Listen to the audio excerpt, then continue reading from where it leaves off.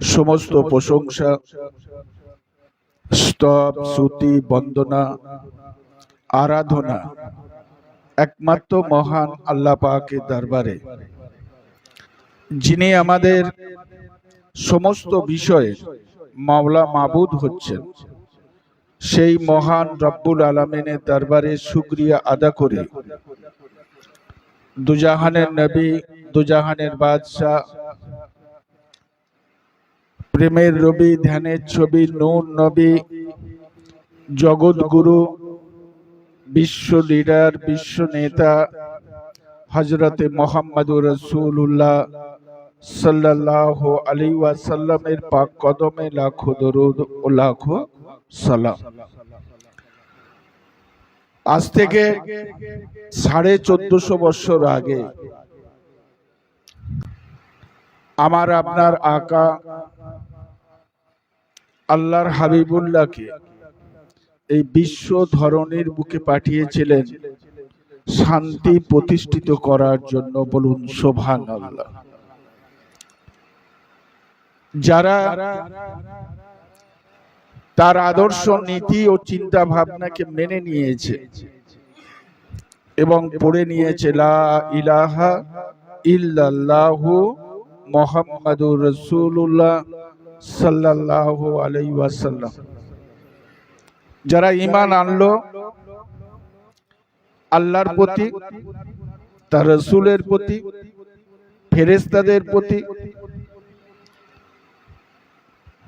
কিয়ামতের প্রতি, জান্নাত জাহান্নামের প্রতি,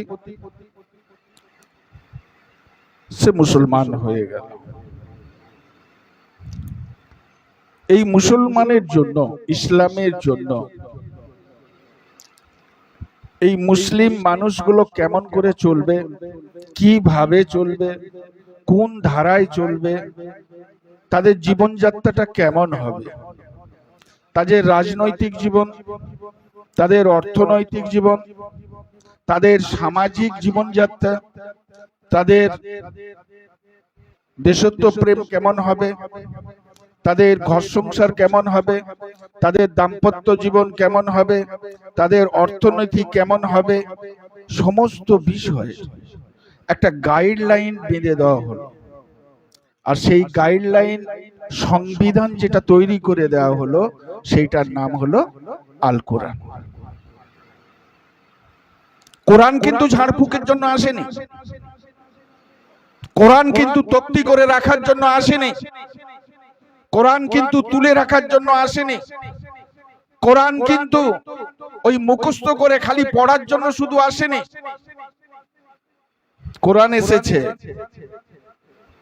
পূর্ণাঙ্গ একটা জীবন বিধান হিসাবে। মানুষের জন্মলগ্ন থেকে মৃত্যু লগ্ন পর্যন্ত এবং মৃত্যু লগ্ন থেকে তার পরবর্তী জীবনযাত্রা, টোটাল জীবনের গাইডলাইন হিসেবে, সংবিধান হিসেবে আল কোরআন এসেছে। এই কোরআন এসেছে তোমার বাপ মরে গেছে ফতিহা দেওয়ার জন্য নয়। কোরআন এসেছে শুধু এই পড়ে দোয়া খায়ের করার জন্য নয়।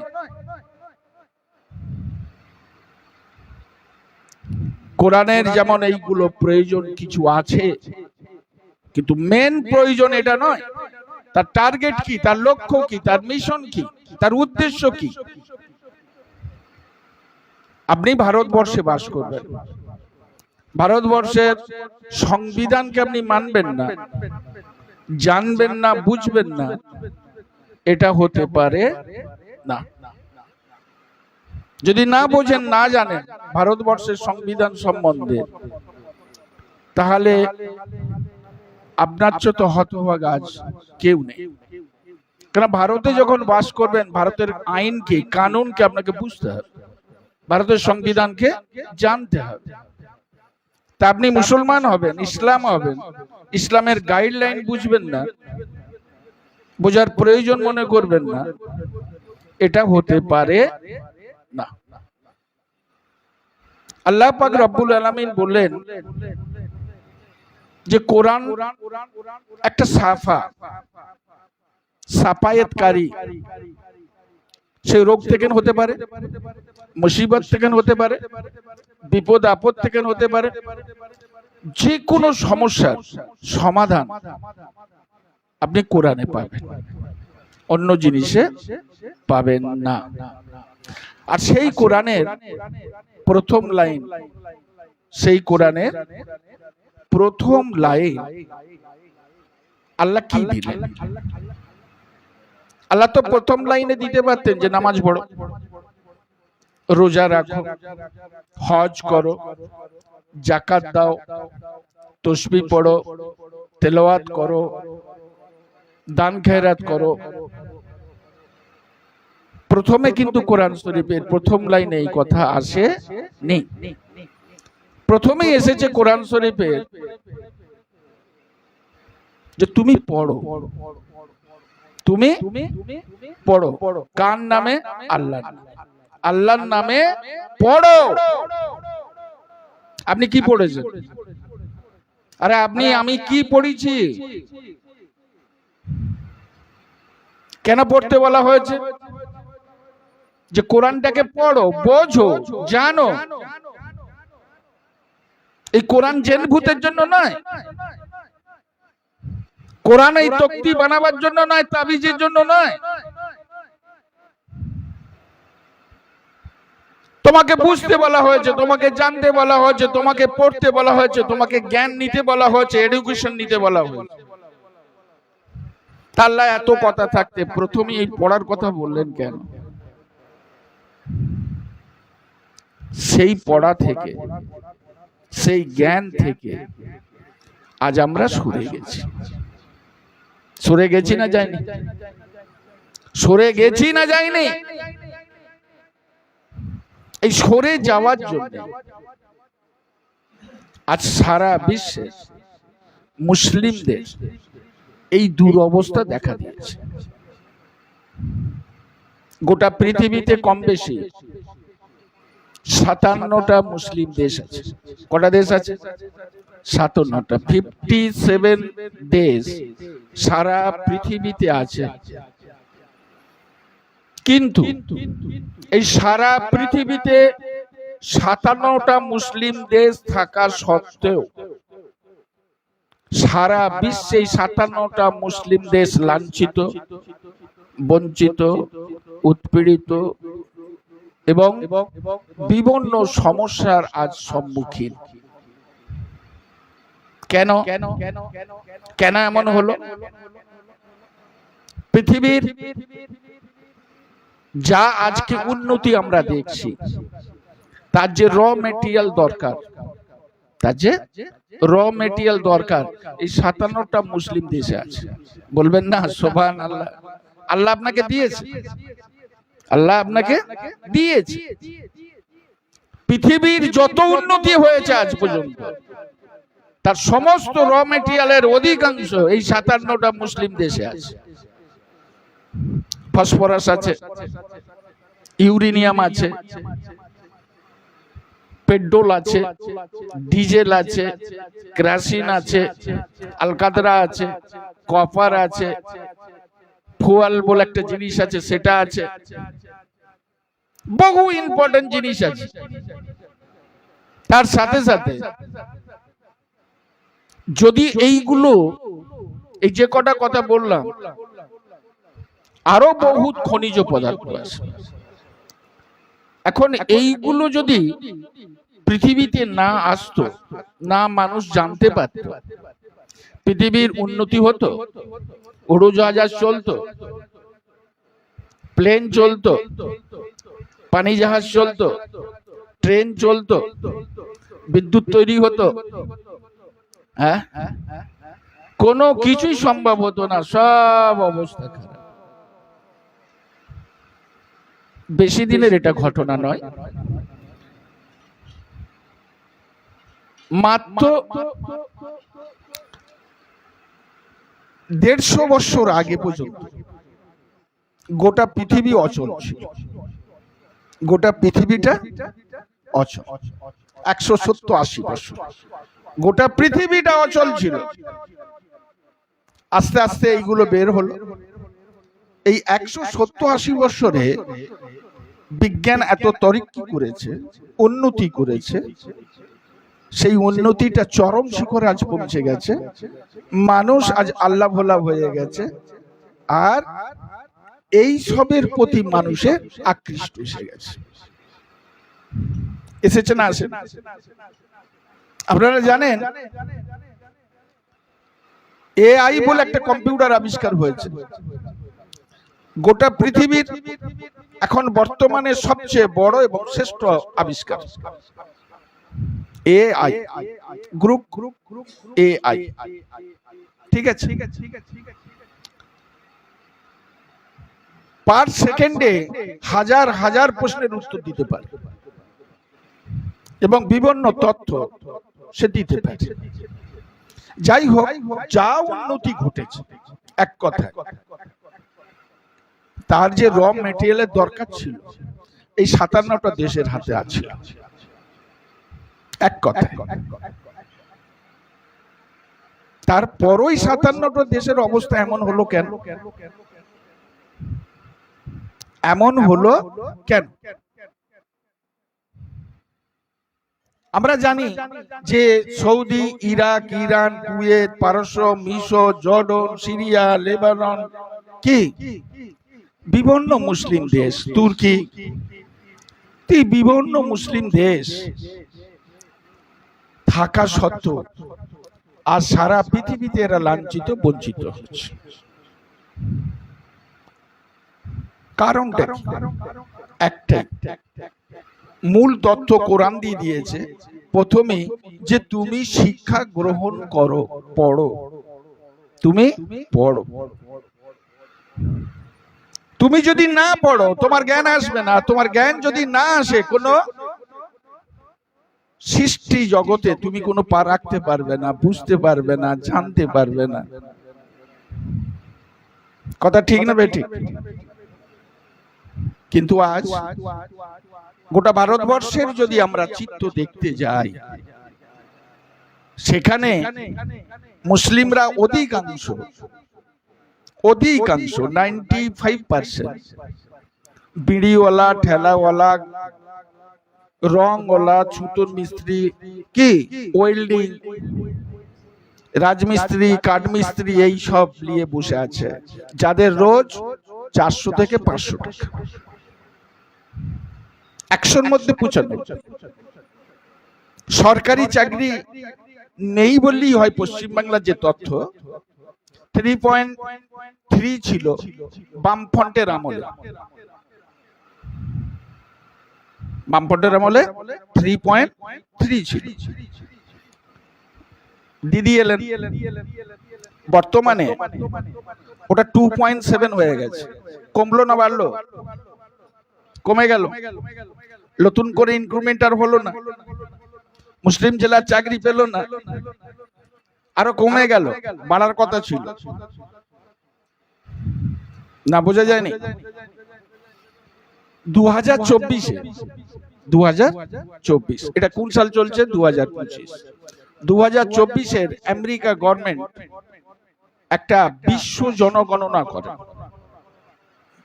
এবং সেই বিশ্ব জনগণনায় উঠে এসেছে যে পৃথিবীতে মুসলিমের সংখ্যা দ্রুত গতিতে বাড়ছে, দ্রুত গতিতে বাড়ছে। পৃথিবীর ইহুদি, খ্রিস্টান, জৈন, পার্সি, বৌদ্ধ, হিন্দু, মুসলিম বহু জাতি আছে, কিন্তু তার মধ্যে মুসলিমের সংখ্যা বাড়ছে। বোঝা গেল কথাটা? এবং সেটা অন্যান্য জাতির চেয়ে তো অনেক অনেক বেশি আকারে বাড়ছে।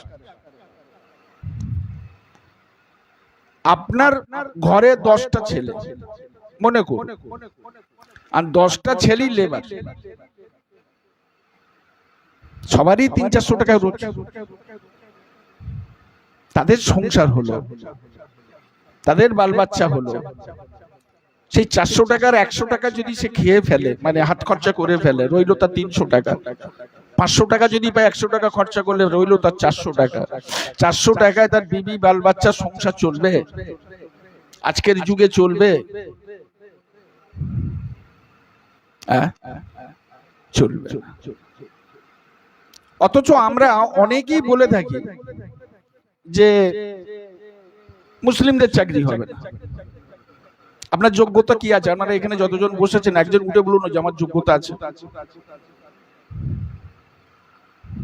বোঝাতে পারছি কি কথাটা? আপনি যেটুকু পড়েছেন, আমাদের এই তুলসী বেড়িয়ায় যদি আমরা সার্ভে করে একটা দেখিছি যেখানে 1500 2000 লোক বাস করে খালপারে, গোটা তুলসী বেড়ে প্রায় 2500-3000 মুসলিম বাস করে। একটা মেয়ে এখন পর্যন্ত এমএ নেই, একটা মেয়ে এখন পর্যন্ত এমএ নেই।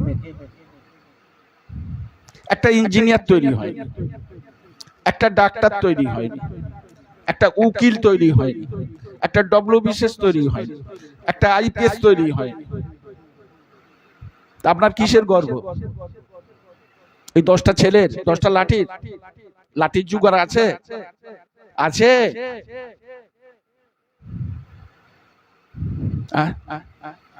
একটা মেশিন সারা পৃথিবীকে কাঁপিয়ে দিচ্ছে।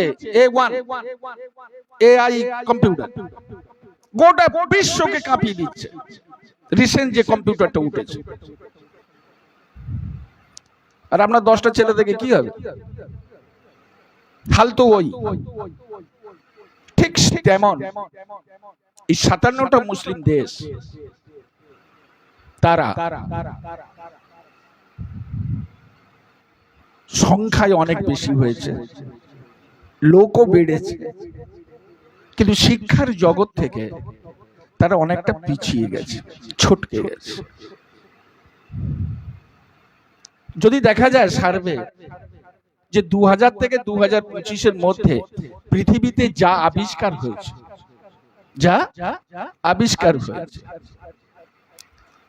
সেই আবিষ্কারের মধ্যে কটা মুসলিম ছেলে আবিষ্কার করেছে? নেই, জিরো। এই আবিষ্কারটা হয়েছে, ওখানে ধর্ষণ করেছে, ওখানে মেরেছে, ওখানে ধরেছে, সন্ত্রাসবাদী করেছে, এইসব ঝামেলা করেছে কে না? জব্বার, করিম, রহিম, এইসব এরা করেছে।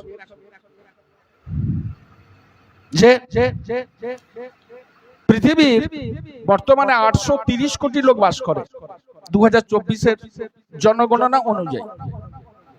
পৃথিবীতে মোট লোক সংখ্যা, তার মধ্যে মুসলিম 200 কোটি, তার মধ্যে মুসলিম 1,200,000 কোটি। তাহলে যদি 1,200,000 কোটি হয় আর 57টা মুসলিম দেশ, তাহলে তা থেকে বৈজ্ঞানিক বেরোনা দরকার ছিল না? আবিষ্কার বেরো হওয়া দরকার ছিল না? বড় বড় সায়েন্টিস্ট হওয়া দরকার ছিল না? বড় বড় মহারথী হওয়া দরকার ছিল না? কিন্তু সেই হারে হয়নি। যদি আপনার এই এরিয়াটাকে, আমাদের এই এরিয়াটাকে যদি দেখা যায়, এই 3000 লোকের মধ্যে টোটাল একটা এভারেজ গড় আপনি দেখাতে পারবেন না। এই 3000 লোকের মধ্যে এমন একটা অবস্থা রয়েছে, একটা নেতা নেই যে আপনার কিছু গন্ডগোল হলে থামাতে পারে। কথা ঠিক না ঠিক? এখানে যতগুলো মুসলিম আছে, একটা এমন নেতা তৈরি হয়নি আজ পর্যন্ত যে নেতাগুলো এসে একটা কথাই থেমে যাবে দাঙ্গা আছে? নাই শালা বিজ্ঞানিক হোক, নাই ডাক্তার হোক, একটা অন্তত নেতা তৈরি হোক ভালো, ঘুষখোর নেতাই হোক, তাও তো হয়নি। এই যেটুকু হলো বাবুর চা পাওয়ার জন্য নেতা, বাবুর চা পাওয়ার জন্য নেতা। কথা ঠিক না বেঠিক? এই যদি মুসলিমদের অবস্থা হয়, তাদের সমাজ ব্যবস্থা হয়, সেখানে কি হতে পারে আপনারাই বলুন। তাহলে আল্লাহ কি ভুল বললেন?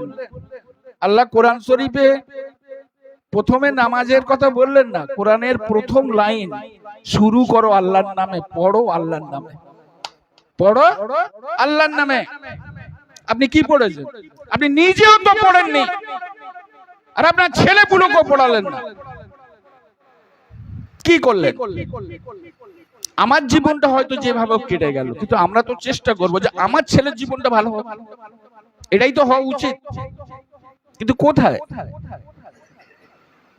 অধিকাংশ বাড়িতে আজও মেয়ে ছেলে ক্লাস 10 পর্যন্ত হয়ে গেছে কি 12 ক্লাস হয়ে গেছে, যথেষ্ট হয়েছে, চলো ও বিয়ে দিয়ে দাও। হ্যাঁ, এরকমই হচ্ছে তো। কি হবে পড়ে, এরকম বলেনি অনেক। আজকে ভারতবর্ষের জনগণনা শুরু হচ্ছে, জনগণনা শুরু হচ্ছে, ভোটার লিস্ট ভেরিফিকেশন শুরু হচ্ছে, এর সঙ্গে এনআরসিও ঢুকিয়ে দিয়েছে। বুঝতে পেরেছেন? কে রুখবে একে, কে বলবে এর বিরুদ্ধে, কে কথা কইবে? আপনার নিজেরও যেমন ভিড় নাই, আপনার নেতারও কোনো ভিড় নাই। আর যারা নেতা আছে বর্তমানে যে সমস্ত পার্টি, তারা নিজের গদির জন্য, নিজের টাকার জন্য, স্বার্থের জন্য, নিজের সম্মানের জন্য সে তার দালালি করে, সে যে পার্টি। কথা ঠিক না বেটি? চাই সিপিএম হোক, কংগ্রেস হোক, বিজেপি হোক, তৃণমূল হোক, আর যে পার্টি হোক, যত নেতা আছে তার নিজস্ব স্বার্থের জন্য সে দালালি করে। বুঝাতে পারছি কথাটা? আর আপনি সেই দালালের খপ্পরে পড়ে এক কাপ চা খেয়ে আপনার অমূল্য একটা ভোট তাতেই মেরে দিলেন। চা খাওয়ার জন্য একটা ঘর দেবে, হ্যাঁ 2 কেজি চাল দেবে, বাবাজি একটু সরে এসো, সরে এসো ওইদিকে জায়গা আছে। কথা ঠিক না বেটি? আমাদের মতন বোকা আর নেই। আল্লাহ বললেন পড়ো, জ্ঞান অর্জন করো। আর আল্লাহ রসুল কি বললেন? যার মধ্যে কেতাবি জ্ঞান নেই, যার মধ্যে জ্ঞান নেই, ওই লোকটা একটা কবর, অন্ধকার কি কবর। কি বললেন আল্লাহ রসুল? কি বললেন? যে লোকটার মধ্যে এলম নেই, শিক্ষা নেই, জ্ঞান নেই, ওই লোকটা একটা অন্ধকার কবরের ন্যায়, অন্ধকার কবরের ন্যায়। ওর কোনো দাম নেই, কোনো ভ্যালু নেই। বোঝাতে পারলাম নাকি? কে বললেন? আমার আপনার আকা বলছে, দুজাহানের বাদশা বলছে, হযরতে মুহাম্মদুর রাসূলুল্লাহ সাল্লাল্লাহু আলাইহি ওয়াসাল্লাম বলছে যে জ্ঞান অর্জন করো। ওই কথা বলতে গিয়ে আল্লাহ রাসূল আরেক জায়গায় কোট করলেন, জ্ঞানের সম্বন্ধে বলতে যে কি রকম সংজ্ঞা দিলেন। বলছে একটা জ্ঞানী লোকের কাছে যদি তোমার জ্ঞান না থাকে, একটা জ্ঞানী লোকের পাশে যে কিছুক্ষণ বসো। কি বললেন? একটা জ্ঞানী লোক তার পাশে যে কিছুক্ষণ বসো, 1000 বছর ইবাদত করলে যা সওয়াব হবে তার চেয়ে বেশি সওয়াব হবে। বলবেন না কথাটা? হ্যাঁ, কেন না? যদি একটা কথায় যদি তোমার শিক্ষায় জ্ঞান যদি পরিবর্তন ঘটে যায়, জীবনের মোড় যদি ঘুরে যায়, তাহলে তুমি মানুষ হয়ে যাবে। চোরের সঙ্গে থাকলে কি হবে? সকালবেলা বাজারে যাবে, যে কোনো বাজার, আমাদের বাজার বলে না, যে কোনো বাজারে চায়ের দোকানে যে দেখবেন সব চোরের সাথেই ঘুরছে। কি গো, আমি আপনি সবাই ঘুরি, কম বেশি আমরা সকলেই দায়ী। তা এই যদি আমাদের ট্রেডিশন হয়, এই যদি আমাদের লক্ষ্য হয়, নিয়ত হয়, আল্লাহ খুশি হবেন? হ্যাঁ, এবার জ্ঞানী লোকের কাছে আপনি গেলেন না, আর জ্ঞান পাওয়ার জন্য কি একটা, জ্ঞান পাওয়ার জন্য কেতাব হচ্ছে সর্বশ্রেষ্ঠ। আর সর্বশ্রেষ্ঠ কেতাব কোনটা? আল কোরআন। সর্বশ্রেষ্ঠ কেতাব কি? আল কোরআন। সেই কোরআনকে একবারও ভুলে আমরা কেউ দেখলাম না, বুঝলাম না, জানার চেষ্টা করলাম না যে ওতে কি আছে। ওটা কি খালি জেন ভূতের জন্য তাবিজ করতে বলা আছে, না কপাটে কোথায় লাগাবার জন্য বলা আছে? যে তাতে কপাটে লাগিয়ে আর পায়খানার দোরে লাগিয়ে আর গলায় ঝুলিয়ে তুমি তাকে শেষ করে দিয়েছো। গলায় যখন দড়ি লাগিয়ে দিয়েছো, তোমার দড়ি খেতেই হবে, কিচ্ছু করার নেই। না বোঝা যায়নি? কোরআন বলছে না, কোরআন হচ্ছে বিশ্বের সর্বশ্রেষ্ঠ কিতাব। কোরআন বলছে না, তুমি বিশ্বের মধ্যে একজন টিচার, গুরু, নেতা, ইমাম, প্রত্যেক মুসলিম এক একজন ইমাম। তুমি সারা পৃথিবীকে শিক্ষা দেবে, জ্ঞান দেবে। তুমি কেন অন্য লোকের জুতো পরিষ্কার করবে? তোমার জুতো তো পরিষ্কার ওরা করার কথা। ইতিহাস খোলো, আজ থেকে 500 বছর আগে, 800 বছর আগে, 1000 বছর আগে পৃথিবীর যা আমরা সভ্যতা দেখছি, সেই সভ্যতার মূলে প্রথমে যারা এগিয়ে এসেছিল সবকটাই মুসলিম। বলবেন না সুবহানাল্লাহ? ডাক্তারি শিক্ষা, অ্যানাটমি শিক্ষা, জ্যোতিষ বিজ্ঞান, ভৌত বিজ্ঞান, সমস্ত বিষয়ের প্রথম যিনি সৃষ্টি স্রষ্টা ছিলেন, প্রথম শুরু করেছিলেন সবকটাই মুসলিম। বললেন না সুবহানাল্লাহ? আজ আমরা যে বলার সময় নেই, টাইম হয়ে আসছে। বীজগণিত শুনেছেন তো? জানেন যারা পড়াশোনা করেছেন বীজগণিত? এই বীজগণিত যিনি আবিষ্কার প্রথম করেন তার নাম আল খাইমি, মুসলিম। মুসলিম এই আবিষ্কারটা করেন আলজেব্রা। বুঝতে পেরেছেন? এই আলজেব্রা এর মুসলিম তার স্রষ্টা। প্রথম বিশ্বের এই যে পৃথিবী যে গোল, এই মানচিত্র যে প্রথম এঁকেছিল সে একজন মুসলিম। জ্যোতিষ বিজ্ঞান সম্বন্ধে প্রথম যে ধারণা দিয়েছিল সে একজন মুসলিম। ইকোনমিক সম্বন্ধে যে প্রথম বই লিখেছিল সে একজন মুসলিম। বুঝতে পারছেন কথাটা? সেই যুগটা চলে গেল, এরা যেন সব সাগরে তলিয়ে গেল, সব কানার দলের মতন আমরা যেন ঘুরছি, হাতড়াচ্ছি। আমরাই পৃথিবীকে শিক্ষা দিয়েছি, আমরাই সারা পৃথিবীকে এগিয়ে যাবার জন্য অস্ত্র হাতে তুলে দিয়েছি। আজ মুসলিমদের হাতে কোনো অস্ত্র নেই। একটা মুরগি জবাই করতে গেল মনে হয় ছুরি খুঁজতে হয়। কথা রাইট? এরকম অবস্থা হয় না, হয়নি? আমাদের এমন একটা অবস্থা এসে গেছে। তাই এই অবস্থা থেকে বেরিয়ে আসার জন্য সবচেয়ে বড় অস্ত্র কি? তোমার যে দেশে যেমন আমরা থাকব সেই দেশে যেমন সংবিধানকে আমাদের মানতে হবে। না মানতে হবে না? আপনি ভারতে দেখবেন ভারতের সংবিধান মানবেন না, আপনাকে কি বলা হবে তাহলে? রাজদ্রোহী, রাষ্ট্রদ্রোহী, সন্ত্রাস বলে আপনাকে কি হবে? ফাঁসির এতে কাঠগড়ায় ঝুলিয়ে দেওয়া হয়। তা আল্লাহ বলছেন তুমি মুসলিম হবে, ইসলাম বলে তুমি বলবে, তোমার জন্য আমি সংবিধান করে দিয়েছি। আর সেই সংবিধানটার নাম হলো আল কোরআন। তার প্রথম লাইনের প্রথম ধারায় প্রথম ছন্দই হলো তুমি পড়ো, আর যে কোনো কাজ করবে আল্লাহর নামে শুরু করো, ভরসা রেখে তুমি পড়ো, তুমি এগিয়ে যাও, আমি তোমার পিছনে আছি। কে বলছেন? আল্লাহ বলছেন। কিন্তু আমি আপনি না। আমি জানি আমার পাড়ার লিডার আছে, ওর পিছনে আমি আছি। ইনকলাব জিন্দাবাদ বললি সব 7 খুন মাফ হয়ে যাবে। অমানুষ, এই অমানুষিকতা থেকে বেরিয়ে আসুন। হয় ওই ঝান্ডা ধরেই থাকুন, আর না হলে কোরআনকে ধরে থাকুন। যে সেই কোরআনকেই ধরে আমার পিরানে পীর দস্তগীর আব্দুল কাদের জিলানী রাহমাতুল্লাহ আলাইহি সারা বিশ্বের সর্বশ্রেষ্ঠ ওলি তৈরি হয়েছে। ওই কোরআনকেই ধরে, কোরআনের রশি ধরে হিন্দেল ওলিয়াতে রাসূল খাজা মাইনুদ্দিন চিশতি রাহমাতুল্লাহ আলাইহি তৈরি হয়েছে। ওই কোরআনকেই ধরে, কোরআনের দামান ধরে হযরতে মুজাদ্দিদ আল-ফেশানি রাহমাতুল্লাহ আলাইহি তৈরি হয়েছে।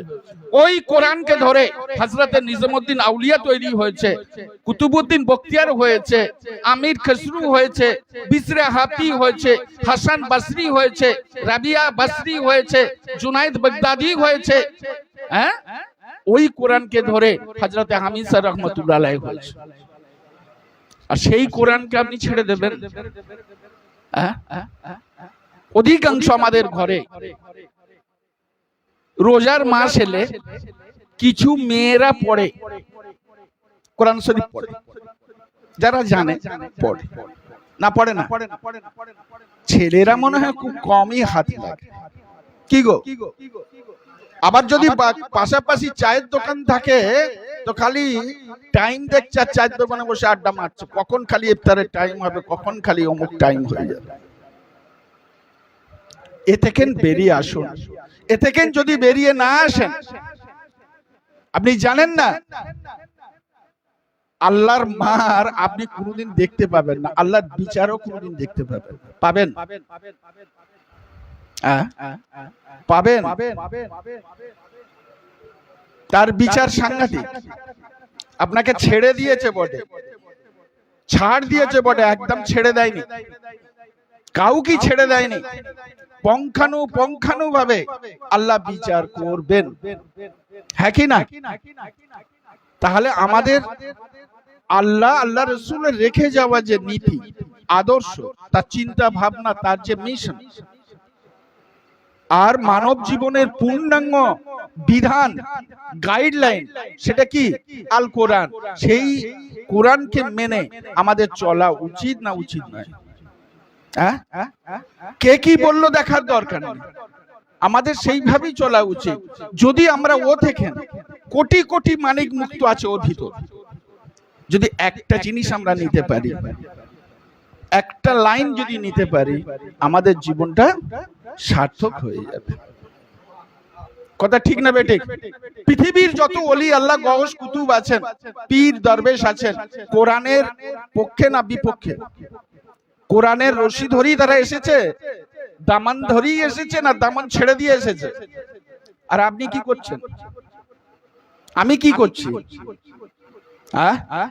হুসাইন পাককে বলা হয়েছিল যে হুসাইন আপনি সইটা শুধু করে দেন, আরবের যত সুন্দরী মেয়ে আছে আপনাকে দিয়ে দেওয়া হবে, আরবের যত ধন দৌলত আছে অর্ধেক আপনাকে দিয়ে দেওয়া হবে, কোটি কোটি টাকার সম্পদ দিয়ে দেওয়া হবে, যেখানে যা চান পৃথিবীর আপনাকে হাতে তুলে দেওয়া হবে, শুধু একটা সই করে দেন।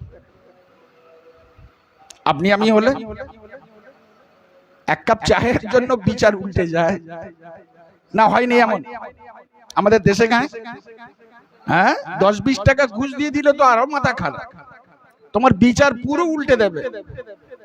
হুসেন পাক বললেন না, গোটা পৃথিবীটা যদি আমার হাতে দিয়ে দেওয়া হয় তবুও আমি সই করতে পারবো না। কেন না? এটা অন্যায়, অন্যায়ের বিরুদ্ধে আমার শির কেটে দিতে পারি, হাত কেটে দিতে পারি না। আপনি আমি জান দিয়ে দিচ্ছি। এই যত গুলি গালা খেচ্ছে কারা? এর আগের যে ইলেকশন গেল, তার আগের ইলেকশন গেল, তার আগের ইলেকশন গেল, আর সময় নেই, আমার টাইম হয়ে গেছে। টোটাল সমীক্ষা যদি করে দেখা যায়, সেখানে কোন বছরে 80 জন মারা গেছে গভর্নমেন্ট হিসাব, কোন বছরে 90 জন মারা গেছে, কোন বছরে 95 জন মারা গেছে। তা সেই তার মধ্যে 90 জনের মধ্যে 75 থেকে 80 জন হচ্ছে মুসলিম। আর অন্য জাতি এখানে বাস করে না তো? বাস করে? এখানে অন্য লোক নেই তো, এরাই তো সব। কি যে যারা রোডের ধারে থাকে তারা মনে করে রোড আমার বাপের, আর যারা বাজারের কাছে থাকে তারা মনে হয় বাপ তৈরি করে গেছে। কি? আর যারা রেল লাইনের ধারে থাকে তারা বলে তোমার দাদাদের সব এইসব কেনা জিনিস। বুঝতে পারছেন না? ছাড়ো এই নোংরামি, ফিরে এসো আল্লাহ রাস্তায়, ফিরে এসো। আর মানুষের জন্য যে জীবন বিধান আল্লাহ তৈরি করে দিয়েছেন আল কোরআন, সেই কোরআনের গাইডলাইনকে মেনে চলো। যদি মেনে চলো, এই জগৎ আর রূহ জগতে আপনি আমি শান্তি পাবো। আর যদি না মানি, তাহলে এই জগতও আমি ঘৃণিত হব, আর ওই জগতও আমি লাঞ্ছিত হব, অপমানিত হব। যেটা দিয়ে শেষ করলাম, শুরু করেছিলাম, সেই কথাটাই বলি। আজ বিশ্বে 57টা মুসলিম দেশ থাকা সত্ত্বেও আজ লাঞ্ছিত, দলিত, অপদার্থ বলে প্রমাণ হয়ে গেছে, শুধু নিজের চেয়ার আর গদি আর টাকার জন্য। বুঝতে পেরেছেন? আপনার পাড়া তো তাই হয়েছে, আপনার ঘরটাকে যদি সমীক্ষা করে দেখেন তাই হয়ে গেছে। তা থেকে যদি বেরিয়ে আসতে হয়, তাহলে আল্লাহর বিধান, আল্লাহর গাইডলাইনকে আপনাকে মানতেই হবে, আমাকে মানতেই হবে, তবেই এর শান্তি, নচেত কোনো শান্তি নেই। জ্ঞান অর্জন আপনাকে করতে হবে, শিক্ষা আপনার দরকার, এডুকেশন আপনার দরকার। আর সেই এডুকেশন যদি না থাকে তো আপনার আমার অবস্থা উত্তার হালত হয়ে যাবে। আল্লাহ পাক রব্বুল আলামিন আমাকে আপনাকে সারা বিশ্বের মানুষকে আল্লাহ রসুলের পথে, মতে, আদর্শে চলার যেন তৌফিক দেন। আর আমরা আমাদের জীবনের চলার পথে গাইডলাইন হিসাবে আল কোরআনের ধারা নীতিগুলোকে যেন আমরা মেনে চলতে পারি। আল্লাহ যেন আমাদের সকলকে তৌফিক দেন। মানতবিল্লাহ।